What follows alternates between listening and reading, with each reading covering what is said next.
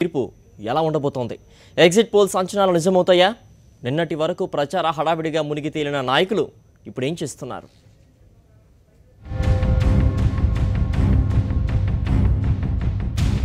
పాటలీపుత్ర సమరంలో చాణక్యుడు ఇచ్చినటువంటి ఎగ్జిట్ పోల్ కలకలం రేపుతోంది. ప్రస్తుతం మనం నితీష్ కుమార్ నివాసం దగ్గర ఉన్నాము. ఆయన ఎన్నికల ప్రచారం కంప్లీట్ అయినటువంటి రోజు నుంచి కూడా ఎవరితో మీడియాతో మాట్లాడలేదు. ప్రస్తుతం మనం నితీష్ కుమార్ ఇంట్లో ముందటున్నాము. ఆయన 2 రోజులుగా ఇంటి లోపల నుంచే ఆయన జేడీయూకి సంబంధించినటువంటి నాయకులను కలుస్తున్నారు. ఎలక్షనీరింగ్ ఎట్లా జరిగింది తెలుసుకుంటున్నారు. ఎవరితో కానీ ప్రస్తుతం ఎటువంటి మీడియాతో ఆయన కలిసేటువంటి ఉద్దేశం ఆయనకు లేదని ఇప్పటికే అధికారులు చెప్పినటువంటి పరిస్థితి. ప్రధానంగా చూసుకుంటే ఈ ఎన్నికల్లో నితీష్ కుమార్ కు చావోరేవో తేల్చుకోవాల్సినటువంటి పరిస్థితి. ఒకవైపు బద్దశత్రువు అయినటువంటి లాలూ ప్రసాద్ యాదవ్ తో చేతులు కలిపి ఎన్నికల్లో వెళ్లారాయన. మొత్తం 101 స్థానాల్లో పోటీ చేస్తున్నటువంటి జేడీయూ ఎన్ని స్థానాలు గెలుస్తుంది అనేటువంటి క్యాలిక్యులేషన్ ఆయన ఇంట్లో ఉండి వేసుకుంటున్నటువంటి పరిస్థితి. 3వ తేదీన ఎన్నికల ప్రచారం ముగియగానే డైరెక్ట్ గా పాట్నాకు వచ్చినటువంటి నితీష్ కుమార్ ఇక్కడ నుంచి నేరుగా డోసా హౌస్ కెళ్లి అక్కడ దోసా తిన్నారు. ఆ తర్వాత నేరుగా ఇంటికి వచ్చి ఇంట్లోనే ఉన్నటువంటి పరిస్థితి. ఒక ట్వీట్ మాత్రం చేశారు. 5వ తేదీన ఎన్నికలు ముగిసిన సాయంత్రం ఆయన ఒక ట్వీట్ చేస్తూ ఎన్నికల్లో తమకు మద్దతు తెలిపిన అందరికీ ఆయన కృతజ్ఞతలు తెలిపినటువంటి పరిస్థితి. స్వతహాగా ఇంజనీర్ అయినటువంటి నితీష్ కుమార్ మీద డెఫినెట్ గా బీహార్ ప్రజల్లో ఒక మంచి పాలకుడిగా, పాలనా దక్షగా ఉన్నటువంటి నేతగా అభిప్రాయం ఉంది. కానీ ఈ ఎన్నికల్లో చాలా వరకు ఈక్వేషన్స్ ఉన్నాయి. కుల సమీకరణాలు ఏ విధంగా ఉండబోతున్నాయి, మాంఝీ లాంటి ఫ్యాక్టర్ ఎంతవరకు పనిచేస్తారనేటువంటి ఆందోళన డెఫినెట్ గా నితీష్ కుమార్ లో కనిపిస్తుంది. నితీష్ కుమారే ముఖ్యమంత్రిగా తీసుకొచ్చినటువంటి జితన్ రామ్ మాంఝీ ఇప్పుడు ఆయనకు కొరకరాని కొయ్యగా తయారయ్యారు. దళితుల ఓట్లు మహాకూటమికి దక్కకుండా మాంఝీ ఎక్కడైనా పెద్ద ఎత్తున మొత్తం ధ్వంసరచన చేశారా అనేటువంటి అనుమానం కూడా ఇప్పుడు కూటమిలో కలుగుతోంది. నితీష్ కుమార్ ఇంట్లోనే ఉన్నారు.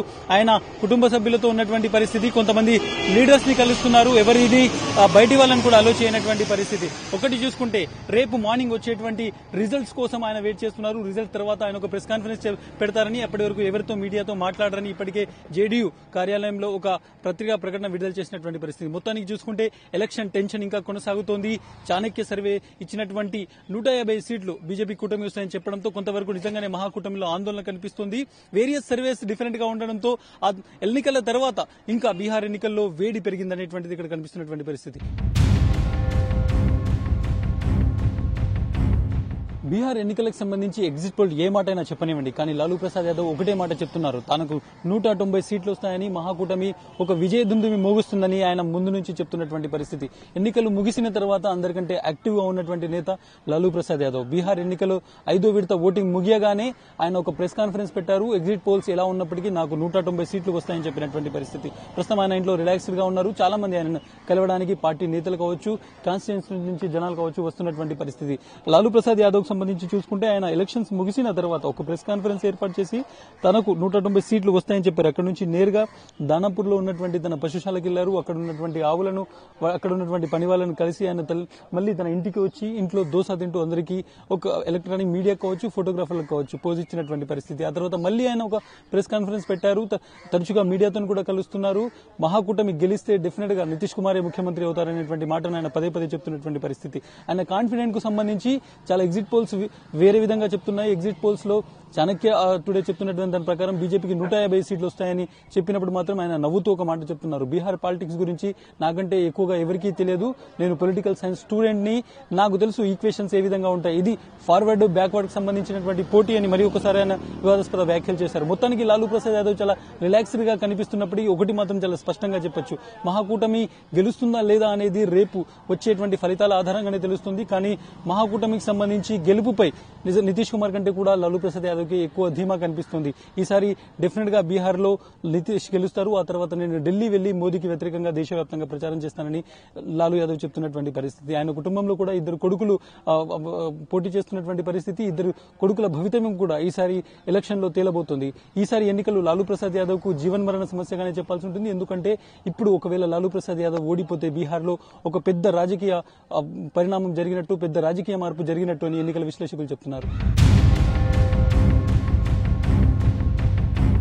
బీహార్ ఎన్నికల కౌంటింగ్ కు కౌంట్ డౌన్ స్టార్ట్ కావడంతో నాయకుల్లో ఉత్కంఠ పెరుగుతుంది. ప్రధానంగా బీజేపీ గెలుస్తుందని కొన్ని సర్వేలు, అదేవిధంగా మహాకూటమి గెలుస్తుందని మరికొన్ని సర్వేలు చెప్తుండటంతో నాయకుల్లో తీవ్రమైనటువంటి ఉత్కంఠ కనిపిస్తుంది. ప్రధానంగా బీజేపీకి సంబంధించినటువంటి సుశీల్ మోదీ నివాసం దగ్గర ఉన్నాము. ఆయన ఈ రోజు ఎవరితో మీడియాతో కలిసేటువంటి అవకాశం లేదని ఆయన సిబ్బంది చెప్తున్నారు. ఉదయం నుంచి కూడా ఎవరు ఇక్కడికి రానటువంటి పరిస్థితి. 2 రోజులుగా చూసుకుంటే 5వ తేదీన ఎన్నికలు ముగిసిన తర్వాత కంటిన్యూగా చూసుకుంటే చాలా మందితో ఆయన మాట్లాడారు. ప్రెస్ కాన్ఫరెన్స్ కూడా పెట్టి స్పష్టమైనటువంటి మెజారిటీ తమకు వస్తుందని సుశీల్ మోదీ మోదీ చెప్పినటువంటి పరిస్థితి. ఈసారి ప్రధానంగా చూసుకుంటే 5 విడతల్లో 3-4 విడతలు తమకు బాగా అనుకూలంగా ఉన్నాయి. ప్రధానంగా ఐదో విడత ఏదైతే ఉందో డిసైడింగ్ ఫ్యాక్టర్ గా ఉన్నటువంటి 5వ విడతలో ఎంతవరకు అయితే మహాకూటమి సీట్లు సాధిస్తుందని వాళ్ళు ఆశపడ్డారో అన్ని సీట్లు వాళ్ళకి వెళ్లడం లేదు.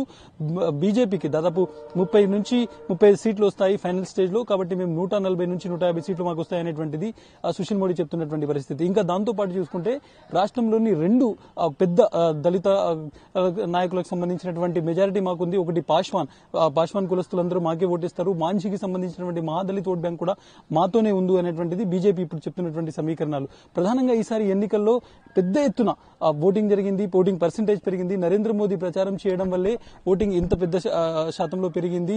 యువకులు పెద్ద ఎత్తున ఓటు వేశారు అనేటువంటిది బీజేపీ చెప్తున్నటువంటి పరిస్థితి. ఇక మరొకసారి చూసుకుంటే ఈ మొత్తం ఎన్నికలకు సంబంధించి సుశీల్ మోదీ ముందు నుంచి కూడా ఆయన ముఖ్యమంత్రి అభ్యర్థిగా ప్రచారం జరుగుతోంది. ఒకవేళ బీజేపీ అధికారంలోకి వస్తే సుశీల్ మోదీ ముఖ్యమంత్రి అయ్యేటువంటి అవకాశం కూడా కనిపిస్తుంది. కానీ ఇప్పటి వరకు ఆయన ఎటువంటి కామెంట్ దీని మీద చేయడం లేదు. కేవలం నాయకులతో ఫోన్ లో మాట్లాడుతున్నారు. ఎక్కడ ఎటువంటి ఓటింగ్ జరిగింది, ఎక్కడ గెలిచే అవకాశాలు ఉన్నాయనే లెక్కలు మాత్రం ఆయన వేసుకుంటున్నారు. ప్రస్తుతం ఆయన మీడియాతో మాట్లాడేటువంటి అవకాశం లేదు. ఈ రోజు రేపు రిజల్ట్స్ వచ్చిన తర్వాత ఆయన ప్రెస్ కాన్ఫరెన్స్ పెడతారని బీజేపీ కార్యాలయం కూడా తెలిపినటువంటి పరిస్థితి. ఓవరాల్ గా చూసుకుంటే ఇప్పుడు ఉత్కంఠ మరింత పెరుగుతోంది. కొన్ని గంటలు మాత్రమే మిగిలి ఉన్నాయి కౌంటింగ్ సంబంధించి. ఫలితాలు ఎలా వస్తాయనే దానిపై ఇప్పుడు ఎవరి అంచనాలు వారికి కనిపిస్తున్నాయి. వినోష్ నారాయణ రెడ్డితో ఇస్మాయిల్, సాక్షి టీవీ, పాట్నా.